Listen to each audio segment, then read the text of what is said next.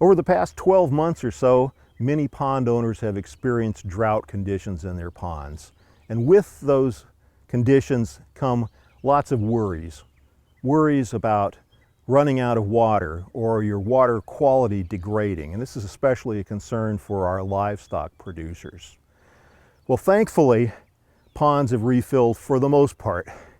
And people are kind of forgetting about all those worries, but you need to understand that it's normal after a major drought and a refill for ponds to experience an excessive amount of algae growth and or aquatic plant growth. So don't be blindsided by that.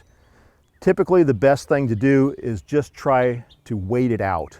If you wait until the next year, things are probably going to come back into balance. But if they don't, then by all means get together with your county extension agriculture educator to see what they might think about the feasibility of some control measures such as an herbicide or a dye or something along that line. And while you're reflecting on how bad the drought was, it might be time to consider taking some steps to head off those worries during upcoming droughts. You might consider the possibility and the feasibility of doing things like deepening your pond and or in a few cases maybe building a new pond to add some extra storage volume. But you need to be aware that it doesn't always work out for the best.